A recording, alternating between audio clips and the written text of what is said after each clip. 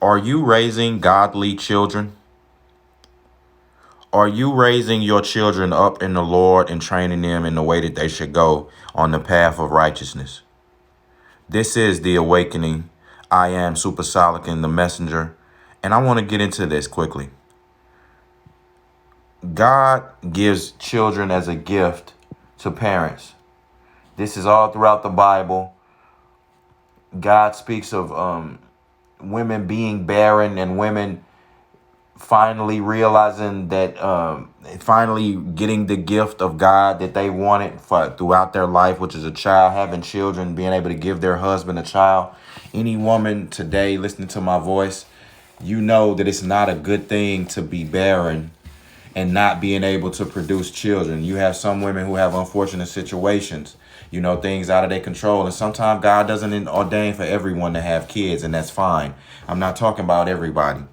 But you have people who really want kids, women who really try to get kids, and they're not able to have them for a long time, and God ends up blessing them and opening up their womb. That's what the Bible speaks of.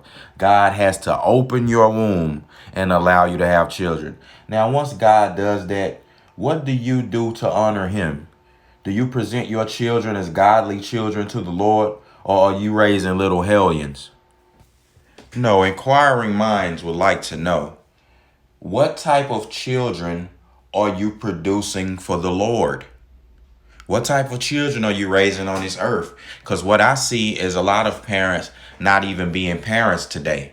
A lot of parents have taken the easy route out and let the social media, TikTok, all these, the tablet, they've let the electronics run and raise their children. Again, they're leaving kids, like, there's no way you should leave your child on TikTok unsupervised. TikTok is full of a lot of sexual debauchery, or full of a lot of indoctrination and woke foolishness. You should not let your child be raised by that. You're not going to have a stable human being on your hands. Some people don't, the Lord says, spare the rod, spoil the child. If you're not disciplining your children, you don't love them. This is what the Bible says. You have to discipline your children. And I know that's difficult for sometimes that's not the easiest thing to do. That you got to get up off your butt. You got to actually do something. It's emotional. You understand? You may be going, you may have mixed emotions about that. But that's what comes with raising children. You have to actually raise them. That's what comes with it. Because God is giving you this gift. It could be a gift or the curse. Because some children, they're not gifts to their parents. They're a curse. Some, like, you look at the news right now, every day you see children going up doing something they not supposed to. You see children killing their own parents. You see people killing their grandparents. People, you see children, like I say, bringing guns to school, killing other kids. You see children trying to bring a gun to school and shoot their teacher. This is all bad parenting. This is all stemming from bad parenting. That's it. That's where these things arise from. That's all you could say. There's nothing else. You should have. And a lot of these, like I said, a lot of these parents don't raise their children up in the Lord anymore. They don't raise their children up going to church anymore. They don't bring the discipline of the Lord in their house. I remember growing, man, if you in my household, what I say goes, man. We don't do no blaspheming of the Lord. We don't do no otherworldly talking. We don't do none of that foolish, no atheism. You can't be an atheist in my household if you're my child. You understand? You may think that in your heart, but you're not gonna even operate in that vein in my household. You're gonna have to, if you don't believe it, well, you're gonna have to pretend. That's just how it's gonna work. Because again, you're a child. You don't understand. I have wisdom. Like, we're adults. Adults have wisdom. Wisdom is things gained through the years. So when I'm telling you this stuff about the Lord, you don't have any inclination of, or any inch of understanding that I have. You don't have. It's not even close. It's astronomical, the levels of understanding. I've lived this life with the Lord. So you can't sit. So a child sitting here and telling you that they don't believe in that, or or saying something like that should go in one ear and out the other for you. They're a child. They don't know nothing. You understand? They only know what you've taught them, and what the things that they accumulated in a small amount of years. You should have, like I said, tons more wisdom than them. And you should use that wisdom to keep them from harm. You may not like the things I'm telling you. You may not be happy because I'm telling you you can't do this and you can't do that. You can't go here. You can't go there. You can't be around this certain person. You can't be around that person. You gotta go to church. You gotta come here. You gotta do this. You may not like it at the time, but trust me, it's all for your best benefit. And the best person for the job is telling you what you need to know. You understand? Your parents. These are the people. You're not gonna have people who care about you for the most part more than your parents on this earth. Now, some parents, they don't like their children. We get that, but for the most part, parents that try to look out for their children. Now, the road to hell is paved with good intentions. That's why we have to be led by the Lord, and we have to lead in the Lord. You understand? We're his ambassadors on earth. That's what we're supposed to be as Christians. We're supposed to be examples of God and give that example. We have to give that to our children, starting in our household. God, man, woman, and child. That's how the order goes. And God has ordained it for man to lead his household in the Lord. Let me give you an example. We're going to start with the greatest example. We'll start with Jesus Christ. His mother, Mary, Mary and Joseph, they raised Jesus like any other child. But for one thing was different is that Mary and Joseph knew who he was. So they prepared him for his purpose as well. They prepared Jesus Christ for his purpose. Mary took him to the synagogues and to the churches when he was a child. And Jesus was teaching in those synagogues and churches as a child. He was. And Mary, even though she knew this was the Son of God, she was informed of this knowledge. She knew that she ain't sleep with Joseph before. Mary had intimate knowledge of God's plan and who Jesus was. Yet and still, she worried about him like any other mother would. She made sure that Jesus was in order. She made sure he had his little clothes. He had all the things he needed. He was respectable.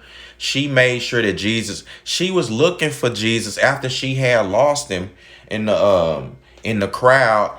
And Mary went about looking for Jesus. When she found him teaching in the temple, Jesus called her woman. You understand? He was like, woman, why are you looking for me? He called her woman. And I'm paraphrasing there. But he said, basically in so many words, why are you looking for me? I have to do what I have to do. You don't have to worry about me. Basically telling her, what's up. But for regular children now, no other child is Jesus. But you have to prepare. You still can take an example from Mary. You have to prepare your child for their purpose. And you have to sometimes let them do their purpose. The child, God, they have a purpose to do. Instead of mommying them all the time, babying them, you could just nurture them from afar. You still there, not saying leave them by themselves. No, you still in close vicinity watching, keeping a watchful eye. You could even be in the crowd, but you have to let them exude their talents and fulfill their purpose, not your purpose, their purpose. In Psalms chapter 127, verse 3 through 5 says, behold, children are a heritage from the Lord, the fruit of the womb a reward. Like arrows in the hand of a warrior are the children of one's youth. Blessed is the man who fills his quiver with them. He shall not be put to shame when he speaks with his enemies in the gate. Children can be a very good help to you as well.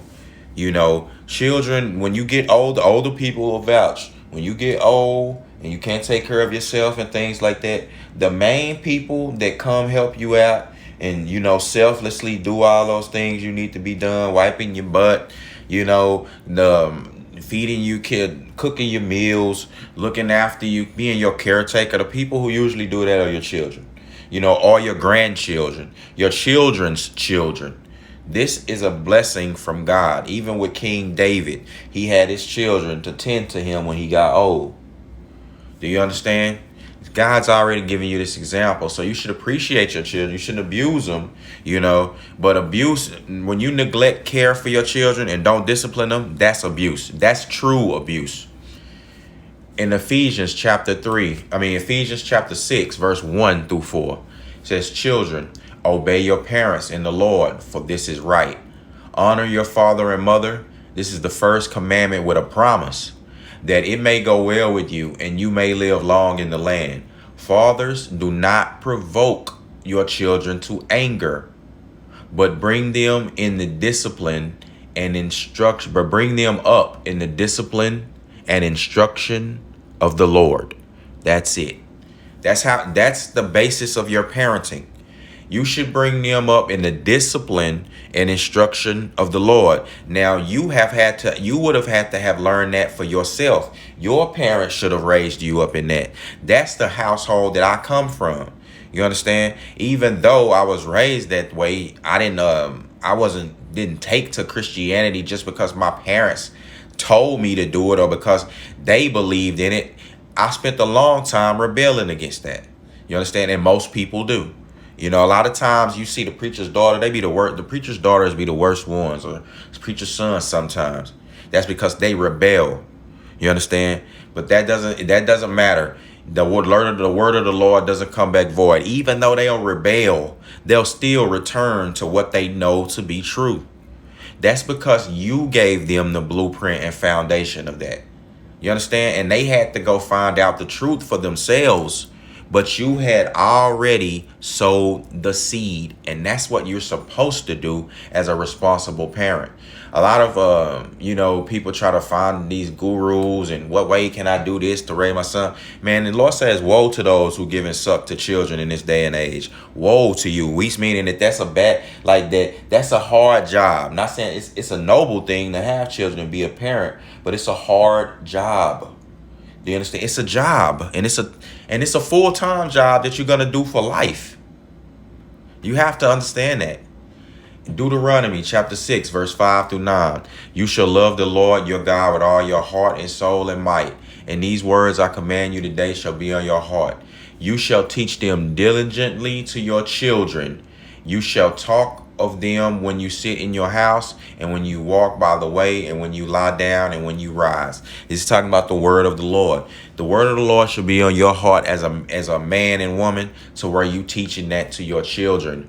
The word of the Lord should abide on your heart. Okay? Exodus chapter 20, verse 12. "Honor your father and your mother, that your days may be long in the land that the Lord your God is giving you." For children, and let me go ahead and segue that into Colossians chapter 3, verse 20 and through 21. "Children, obey your parents in everything." Children, obey your parents in everything. Again, I'm going to say it one more time. Not a little things, not one thing, not two things. Children, obey your parents in everything, for this pleases the Lord. Fathers, do not provoke your children, lest they become discouraged. You understand? This is the job of parents as well. Don't provoke your children to anger. How do you do that? I'm going to give you an example. For making unreasonable, stupid demands that's based on your ego. If you make unreasonable, stupid demands that's based on your ego, you're going to lose your children. You're going to discourage them because they can't keep up with that type of foolishness.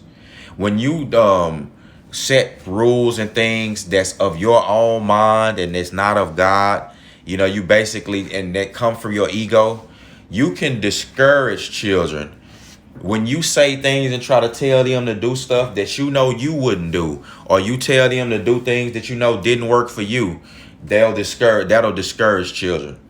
If you try to be too overbearing, a lot of times this can really come from men, and this is why God is saying fathers don't provoke your children, because women have natural nurturing mechanisms. Fathers can sometimes be too hard and be too harsh. I don't even have children, but I know that can happen from being in leadership positions, from being from having brothers, being having a brotherhood and things like that. You can have men who you trying to teach or who may be under you or something like that.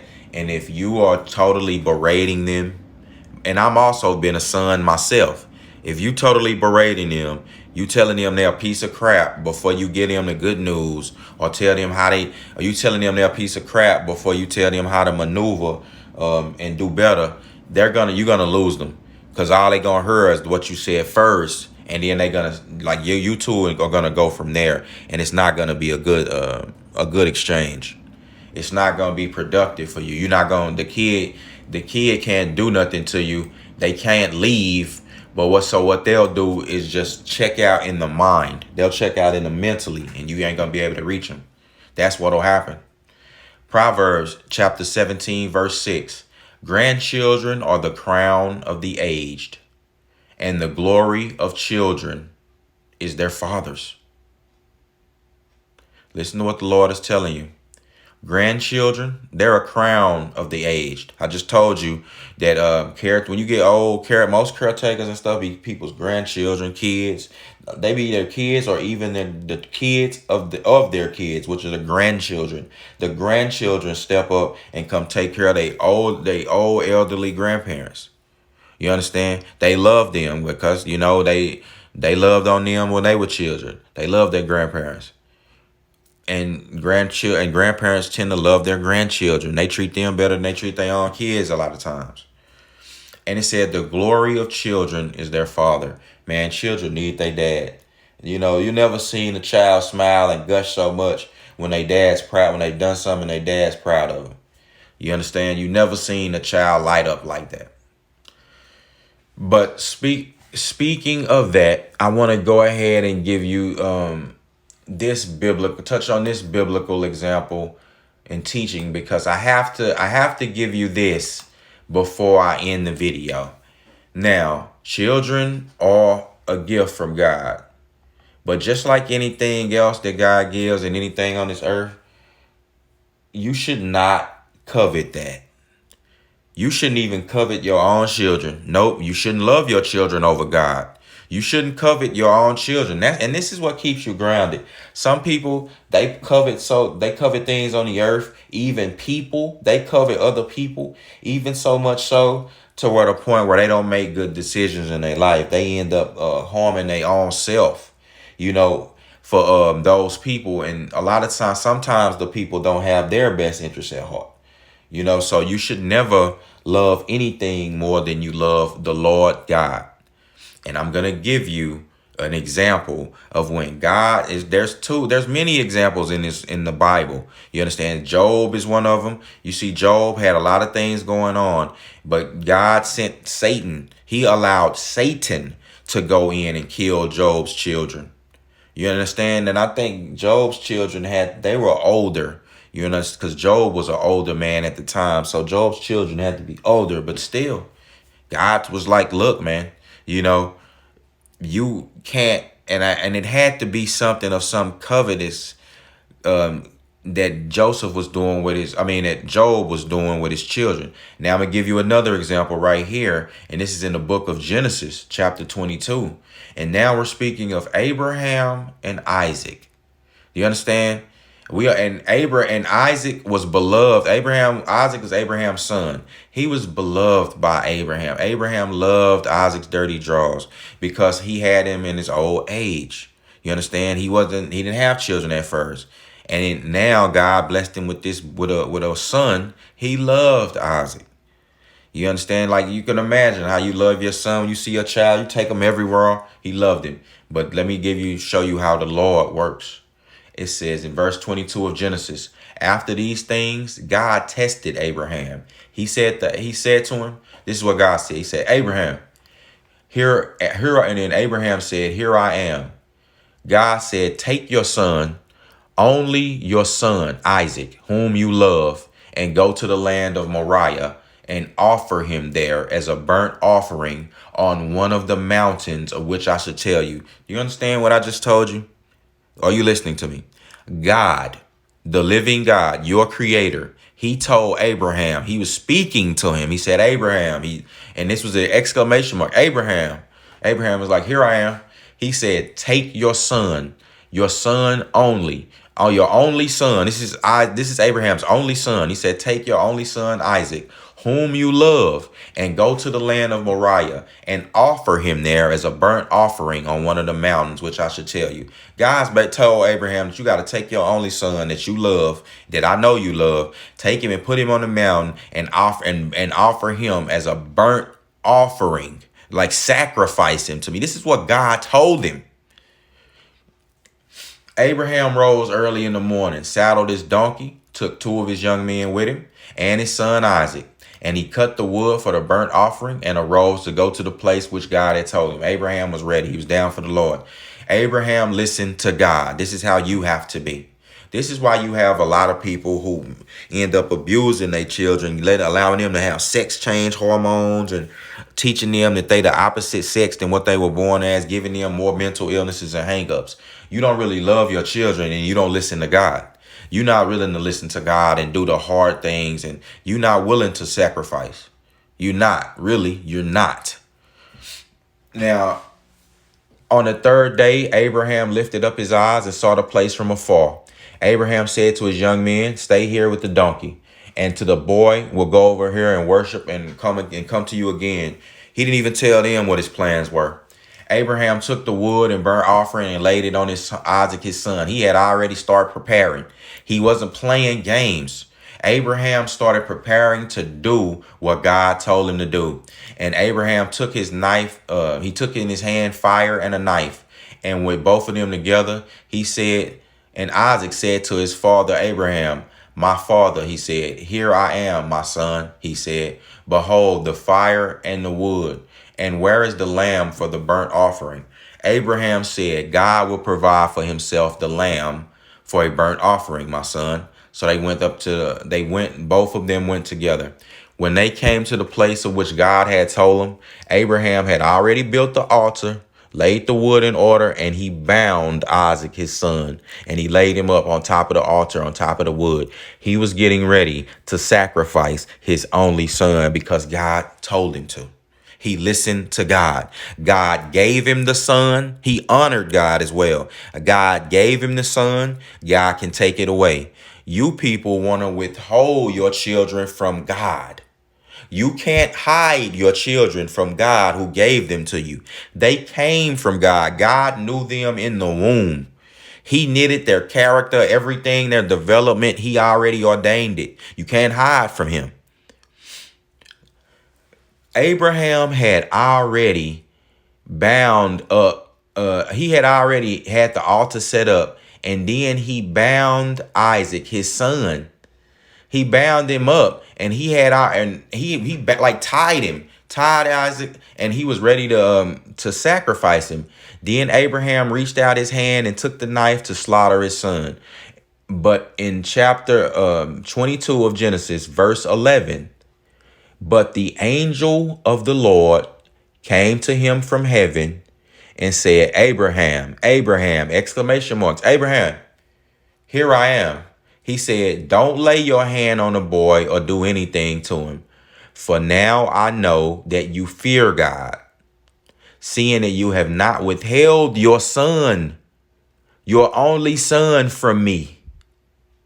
And then Abraham looked up, lifted his eyes, and behold, behind him was a ram. The ram was just caught in the thicket by his own little horns. He caught himself. No, God did it. God led him there and caught him up in the thorns. And Abraham went and took the ram, offered it up as a burnt offering instead of his son. So Abraham called the name of that place, the Lord will provide. And it said on this day, on that mount of the Lord, it shall be provided. This was a great story. You know, it gives you an example. Some people will hear that and be like, oh my God, I can't believe that Abraham would, that God would ask Abraham to sacrifice his only son. Oh, you better believe it. Who do you think God is? Like, those things, life and death don't mean the same things as it do to you. Death is only the beginning. You have to go back to your creator when you die. You have an undying eternal energy that's living within yourself. Energy does not die. And when you return to the Lord, like, it's like giving back to God the things that he's put. That's like giving back to the Lord. He's put these things and given the world your life. He's giving you your life to the world, that you can present to the world to fulfill your purpose. But at the end of the day, we all are gonna die. Every single one of us. What does it matter if God ordains the time? He told Moses when he was gonna die. Moses knew it. He knew the time. How many of us have that close of a relationship with the Lord? But the point that you could take from this is that Abraham feared the Lord. He was not a man who loved his children more than God. He wasn't a man who was willing to withhold his son from God. No, he was going to give his children to the Lord. Meaning, and I'm not meaning this in killing them and sacrificing them. No, in teaching them about God, the things and the things that of life, and the way that you have to move as a God-fearing man to maneuver through this life. Raising them up in the way that they should go to be decent human beings and citizens. Not raising them so they can be criminals with this do what you will mindset, because you cannot. That's not how human beings operate. So that's why we accredit Abraham as being the father of Christianity. I mean, the father of all Christians, our forefather, a great man. That's why we credit Abraham with all of that, because Abraham was a great man, and he wasn't willing to even withhold his children from God. A lot of you people could take example from that. A lot of us can. You understand? So I hope I covered all of this about children being a gift from God, but you have to appreciate that gift and train up a child in the way that they should go. With that being said, this is Super Solican.